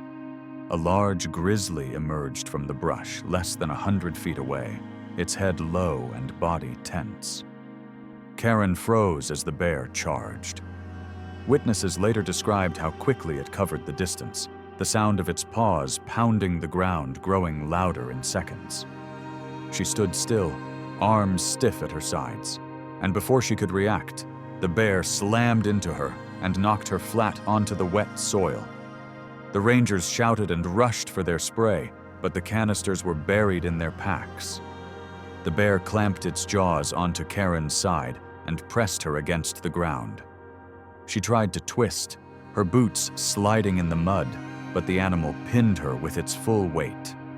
One ranger pulled out his spray too late, and the other threw a rock, but neither action changed the attack. The bear pressed her harder into the ground, then raked its claws across her torso, tearing through her jacket and skin. Witnesses later said what stayed with them was the mix of sounds: the bear's heavy breathing, the scrape of soil under its paws, and the short cries that ended too soon. The struggle did not last long. As the rangers shouted and tried to move closer, the grizzly finally released her, backed away from the body, and turned into the brush until it was out of sight. The rangers reached Karen immediately. She was motionless, her injuries severe and beyond help. They radioed for emergency assistance, and within minutes, medics were on their way. A rescue team arrived quickly by vehicle, but there was nothing more to do. She was declared dead at the scene. Her body was flown back to Denver, where her funeral was small and quiet, attended by family, professors, and classmates. Her colleagues described her as determined and committed, someone who cared about her work and believed in finishing what she started. Park officials reviewed the case and stressed the same lesson they had repeated for years. Bear spray must be kept ready, not stored in packs.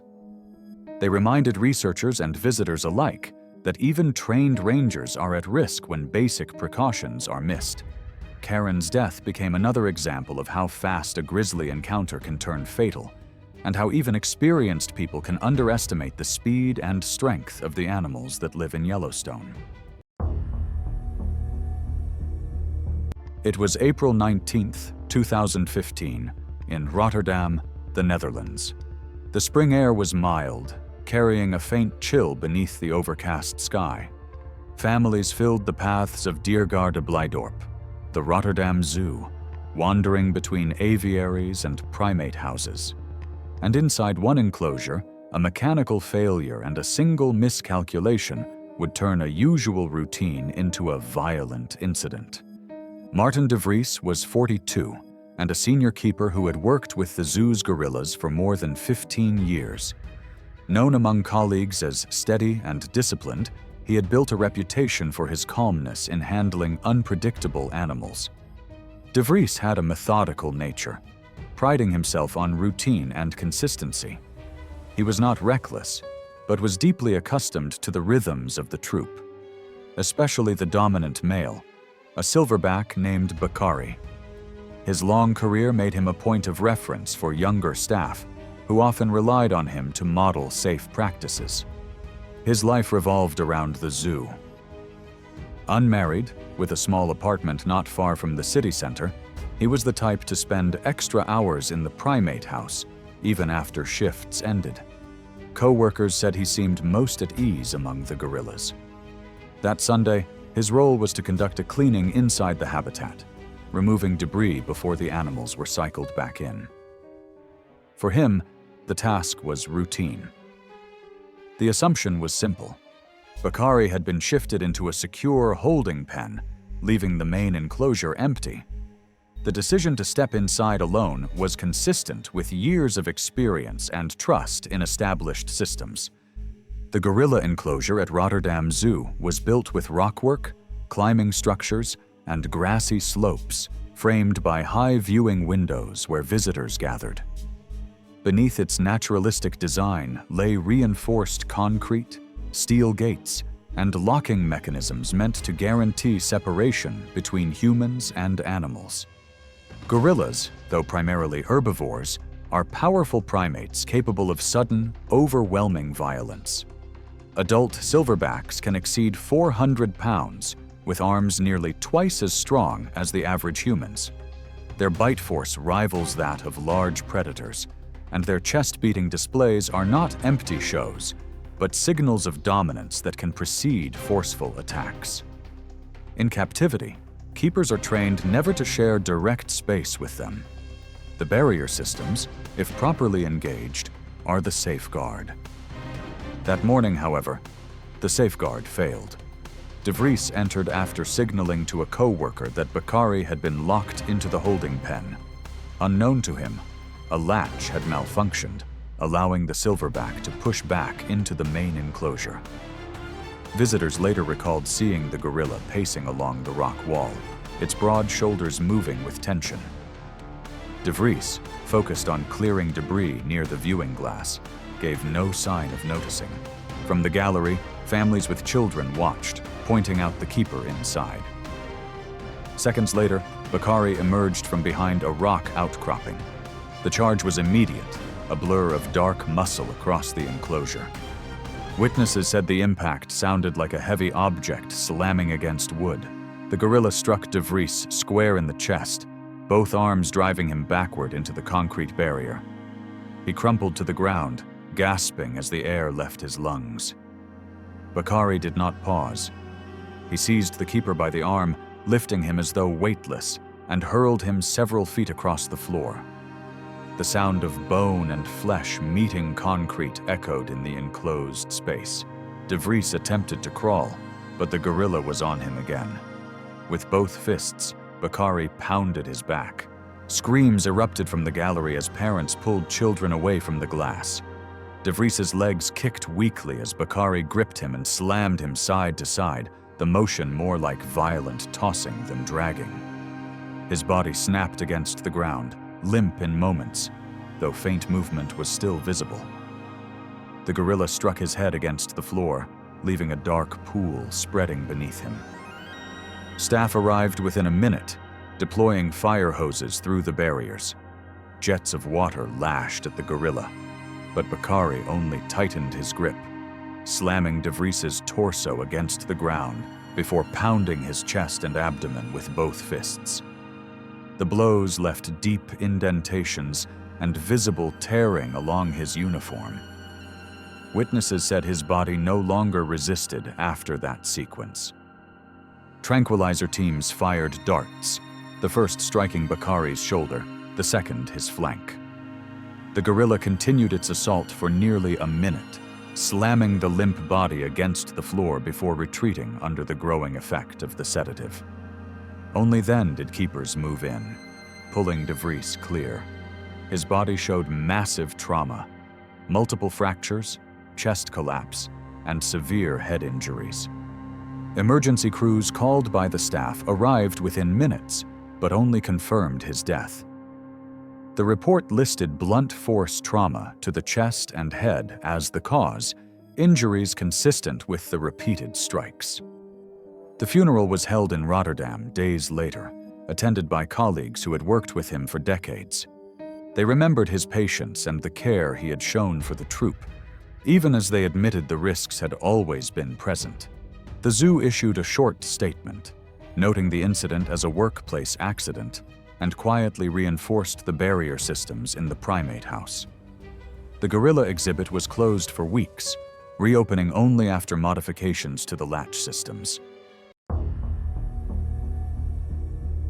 The morning of October 15, 2016, dawned crisp and clear over Katmai National Park, Alaska. Golden sunlight filtered through the towering spruce trees, casting long shadows across the forest floor, while a gentle breeze carried the scent of salmon and pine needles through the pristine wilderness. The temperature hovered at a perfect 52 degrees Fahrenheit, ideal conditions for wildlife photography during the peak of the annual salmon run. Marcus Thompson, 29, the freelance wildlife photographer from Seattle, had been dreaming of this moment for months, saving every penny from his commercial photography gigs to fund this Alaskan adventure. With his weathered hiking boots and well-used camera bag, Marcus embodied the passionate amateur photographer, someone whose technical skills were solid, but whose experience with dangerous wildlife was limited to the occasional black bear sighting in the Cascades. Marcus had that infectious enthusiasm common among photographers who lived for the perfect shot. His friends back in Seattle often joked that he'd risk anything for a frame-filling image, a trait that had served him well when photographing urban wildlife and landscapes, but had never been truly tested in environments where the subjects could fight back.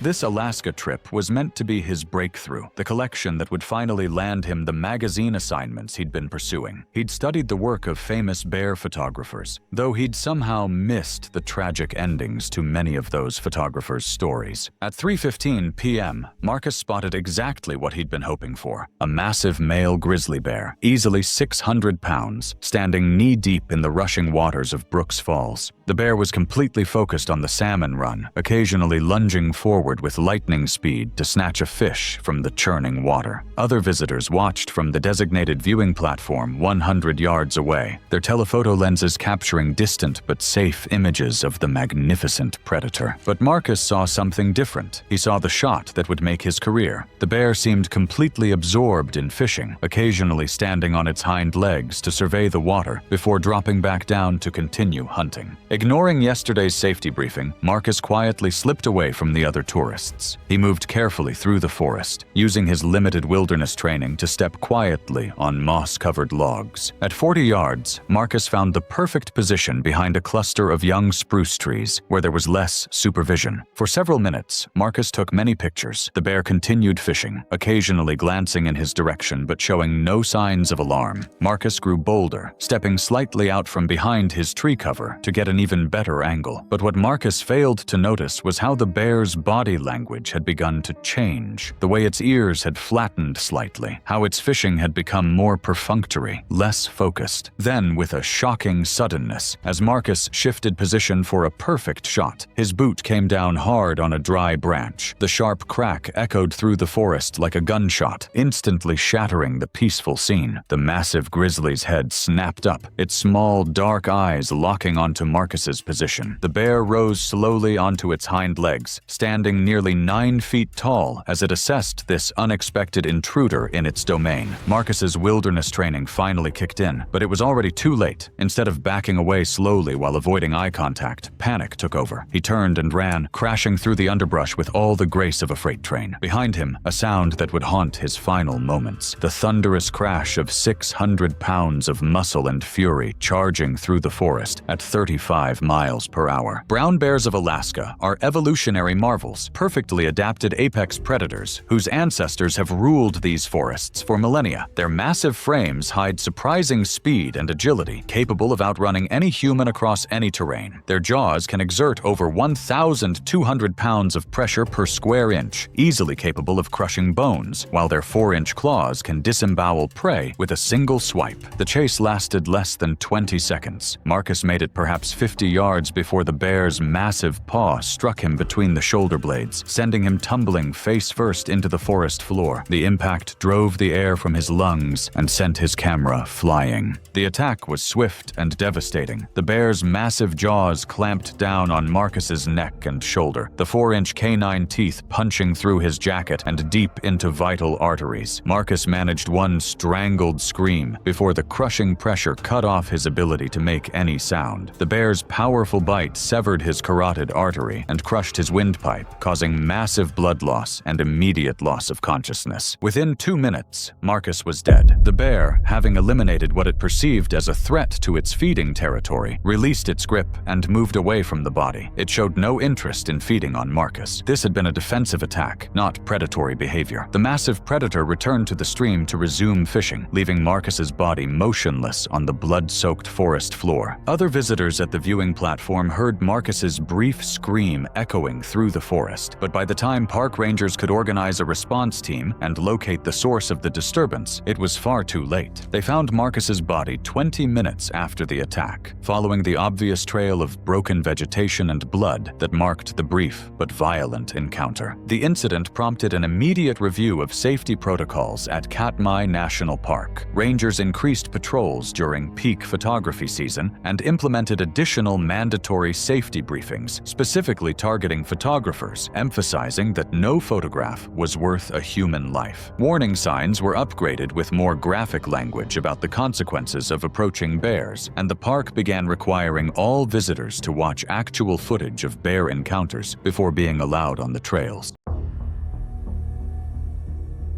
It was November 3, 2014, in the vast wilderness of Kruger National Park, South Africa. The 7,500 square mile reserve housed over 17,000 elephants, including numerous bull elephants in musth during peak mating season. Tessa had convinced her family to stop at a remote watering hole near Satara Camp, where a massive bull elephant had been drinking alone for the past hour. Park regulations required all visitors to remain inside vehicles at all times, with multiple warning signs posted throughout the reserve. Tessa Blake, a 24-year-old travel blogger from Portland, Oregon, had arrived in South Africa with her parents and younger sister for a graduation celebration safari. With 4,000 Instagram followers captivated by her fearless wildlife photography, Tessa had built her brand around close-up encounters with dangerous animals across 6 continents. Her background as a recent college graduate with a degree in environmental science had given her theoretical knowledge about wildlife behavior, but her naive personality consistently underestimated real-world dangers. Tessa's thrill-seeking nature and dismissive attitude towards safety warnings had created increasing tension with her family throughout their 2-week African adventure. She had specifically requested this remote section of Kruger for its reputation as having the most aggressive elephant populations, believing dramatic close-up shots would set her content apart from typical safari photography. The Blake family had been observing the bull elephant from their Land Rover for 20 minutes when Tessa made her fatal decision. The massive animal displayed clear signs of musth, including temporal gland secretions and aggressive posturing toward their vehicle. Their experienced guide had warned the family multiple times about the extreme danger posed by bulls in this condition, but Tessa viewed these warnings as obstacles to her content creation. African elephants are the largest land mammals, with bulls weighing up to 13,000 pounds and standing 13 feet tall. These intelligent giants possess tremendous strength, capable of uprooting trees and crushing vehicles with ease. Their trunks contain over 40,000 muscles and can lift objects weighing 770 pounds. During musth, bull elephants experience a surge in testosterone levels up to 60 times normal, making them extremely aggressive and unpredictable. Bulls in musth will attack anything they perceive as a threat, using their massive size and 6-ton weight as devastating weapons against intruders. Tessa's fatal mistake began when she quietly exited the Land Rover while her family was distracted by the guide's explanation of elephant behavior. She approached within 25 feet of the bull elephant, believing her environmental science background gave her special insight into animal behavior. The massive bull immediately noticed her presence and began displaying aggressive warning behaviors, including ear flapping, trunk swinging, and mock charges that Tessa completely misinterpreted as photogenic poses. The attack commenced when the 6-ton bull elephant decided Tessa posed a genuine threat to his territory. He charged at 25 miles per hour, his massive frame thundering across the dusty ground with earth-shaking force. Tessa attempted to run back toward the vehicle, but covered less than 10 feet before the elephant's trunk wrapped around her torso, lifting her 8 feet off the ground with crushing pressure. Her ribs cracked audibly under the tremendous force as the elephant's trunk compressed her chest cavity. The bull elephant slammed Tessa to the ground with devastating impact, her body hitting the hard-packed earth with bone-shattering force. Multiple vertebrae fractured on impact as her spine compressed under the tremendous pressure. The elephant immediately began trampling her with his massive front feet, each weighing over 2,000 pounds. The first stomp crushed Tessa's pelvis and left femur, the distinctive sound of breaking bones echoing across the savannah as fragments of shattered bone punctured internal organs. The elephant's second stomp targeted Tessa's chest and head, his enormous foot completely covering her upper torso. Her ribcage collapsed under the immense pressure, puncturing both lungs and causing massive internal bleeding. The crushing force compressed her skull, fracturing the temporal and parietal bones while causing severe brain trauma. Blood poured from her nose, ears, and mouth as cerebrospinal fluid leaked from the massive head injuries. The bull elephant continued his assault for another 30 seconds, delivering additional crushing blows to ensure the threat was eliminated. Each stomp caused further destruction to Tessa's already mangled body, pulverizing bones and organs beyond recognition. Death occurred instantaneously from massive blunt force trauma and complete organ failure. Park rangers arrived within 15 minutes but could only observe from a safe distance until the aggressive bull moved away from the scene. South African national parks launched a comprehensive investigation into the incident, ultimately ruling it a preventable tragedy caused by the violation of established safety protocols. Tessa's family released a heartbroken statement acknowledging her passion for wildlife while emphasizing the importance of respecting park regulations. It was July 7th, 2016, in Kenya's Rift Valley. The sun was setting low in the sky, and the long shadows from the escarpments stretched across the farmland. The evening was calm, with only the sound of birds calling from the trees. But in this region, where farms and wild bushland met, dusk was often the most dangerous time of day. Michael Mitzifor was 47 years old, a geologist from Nigeria. He had worked for more than 20 years in the field and was respected for his patience and attention to detail. His colleagues knew him as steady and methodical, someone who double-checked samples and recorded notes carefully, even after long, exhausting hours. Away from work, Michael was a family man. He lived in Lagos with his wife and 2 grown children. He often spoke of wanting to give his children the stability he never had in his early years. His work in geology had allowed him to travel, but the demands were difficult. This assignment in Kenya was important to him, not only for his career, but also because the pay would help support his children through university. For him, the risks of working in remote terrain were outweighed by the chance to build a stronger future for his family. The survey site was set along the Rift Valley escarpments. The ground was dry with loose soil, rocks, and small patches of farmland next to the bush. Fields of maize and millet bordered the area, and acacia trees grew in scattered groups. When the wind picked up, dust was carried through the air. At dusk, the light dropped fast, and shrubs along the edge of the bush made it hard to see movement until it was close.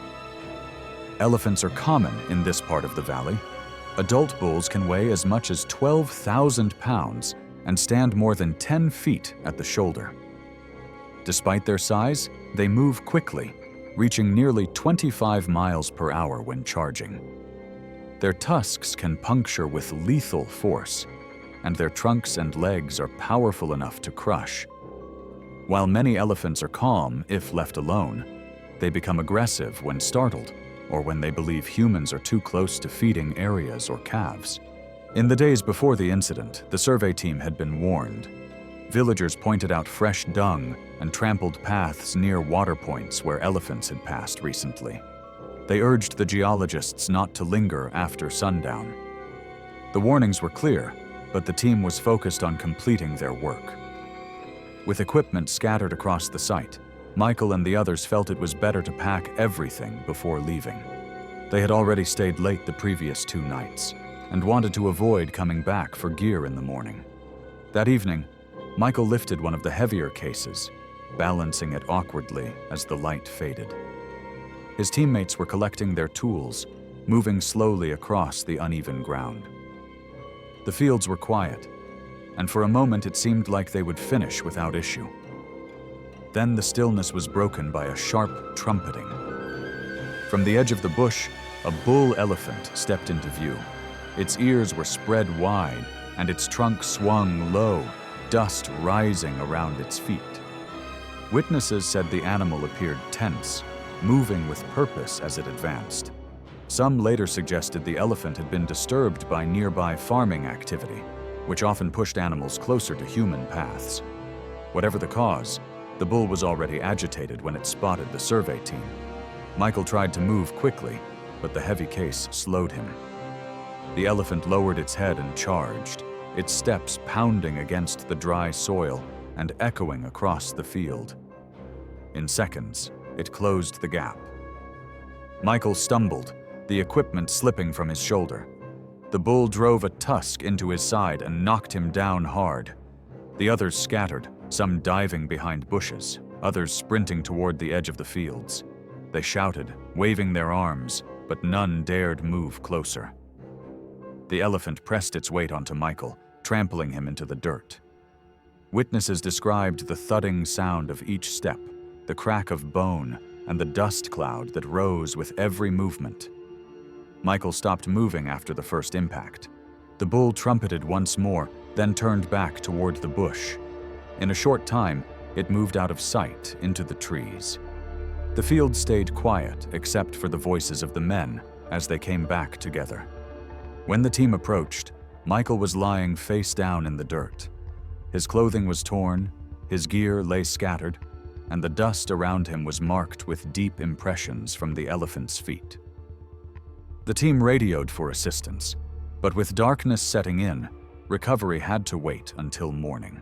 They stayed nearby through the night, keeping watch for more movement in the bush. At dusk, they covered Michael with a canvas sheet from their supplies, then waited until authorities could reach the site at first light. Authorities later arrived with vehicles to collect the body. His remains were placed in a stretcher and covered before being transported out of the valley. His samples and notebooks, some stained and damaged, were also gathered. Within days, his body was flown back to Nigeria. The funeral was held in his hometown, where family, friends, and colleagues gathered. It was a quiet service, with co-workers remembering him as disciplined and steady, someone who gave careful effort to his work. His children, now left without their father, carried forward his memory as a man who valued persistence and sacrifice. Kenyan officials later reviewed the case. They reminded companies to end fieldwork earlier in the evening and to take local warnings seriously when elephants were active nearby. Coverage of the incident remained regional and received little international notice. For Michael's team, however, the memory stayed vivid. The place where they had measured rocks and collected samples became the place where they witnessed how quickly safety could end when the path of humans and wildlife crossed. It was November 2nd, 2013, in Kolkata, India. The morning was warm and damp, the kind of late autumn day when the air still carried the weight of summer. Families filled the Alipore zoological gardens, children tugging at their parents' hands toward the tiger enclosures. On the schedule was a public feeding demonstration, a routine event meant to show the animals' strength from a controlled distance.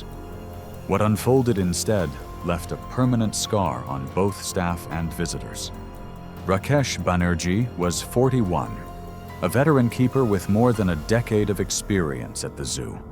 He was known for his steady manner and his ability to keep demonstrations calm before large crowds. Over the years, he had developed a reputation for smooth presentations, rarely rattled by restless animals or noisy visitors. Colleagues described him as dependable, someone who took pride in showing the zoo as a safe place for families. But his long familiarity sometimes led him to cut small corners, trusting his instincts more than strict adherence to protocol. Banerjee's daily habits were precise. He arrived before sunrise, checked the big cat enclosures, and prepared the food with care. He had no interest in media attention, though demonstrations placed him in public view. For him, the work was about showing visitors that the animals were not monsters, but powerful creatures to be respected. On this particular day, his motivation was the same as always. Conduct the demonstration smoothly, keep the crowd engaged, and finish his rounds before the afternoon heat set in. Entering the enclosure briefly to adjust the feeding platform was not standard procedure, but it was something he had done before when he judged it safe. The tiger enclosure was a wide, grassy pit bordered by tall rock walls, with shaded areas where the animals could retreat from the sun. From the public gallery above, visitors could look down through reinforced barriers at the striped cats below. Bengal tigers are among the largest cats in the world, males weighing up to 500 pounds and equipped with claws that can pierce flesh in a single swipe. Their bite force, exceeding 1,000 pounds per square inch, allows them to crush bone as easily as muscle. Though captive-born, Zoo tigers retain the instincts of ambush predators. Keepers are trained never to turn their backs and never to enter enclosures without animals securely locked away. That morning, warning signs were visible. One of the tigers, a large male, paced restlessly along the edge of the rock wall, its tail lashing in short, sharp movements. Some staff noted the agitation and suggested waiting until the animal calmed. Visitors near the front observed the tiger's repeated circling, whispering uneasily to each other. Banerjee appeared unconcerned. He stepped into the secondary space to adjust a feeding tray, confident the demonstration would continue without issue. Witnesses later recalled how quickly the sequence unraveled. Banerjee had turned his back, bending to collect meat from a bucket when the tiger lunged. The cat cleared the short distance in an instant, claws raking across his back as it pulled him down. Witnesses reported hearing a heavy thud and Banerjee's cry as the tiger struck, though most later admitted the details blurred in panic. The tiger clamped its jaws into his neck and chest, shaking him with violent force. Banerjee struggled briefly, his arms pushing weakly against the massive head before going slack. The animal dragged him several feet, paws leaving deep impressions in the soil before pinning him under its weight. Keepers rushed with poles and tools, slamming them against the barriers to distract the animal. The tiger responded with another shake, its teeth sinking deeper, muscle and bone tearing audibly. His body jerked with the motion, then lay motionless. Staff deployed fire extinguishers, white spray filling the air, but the animal did not release until another keeper blasted it with a high-pressure hose. Even then, the tiger backed away slowly, its muzzle soaked dark red, its eyes locked on the still figure on the ground. The entire attack lasted less than a minute. Visitors who had remained described it as feeling far longer, the sequence unfolding in brutal clarity. Banerjee's uniform was shredded. His chest and neck bore crushing injuries consistent with the tiger's bite, leaving him unresponsive within seconds.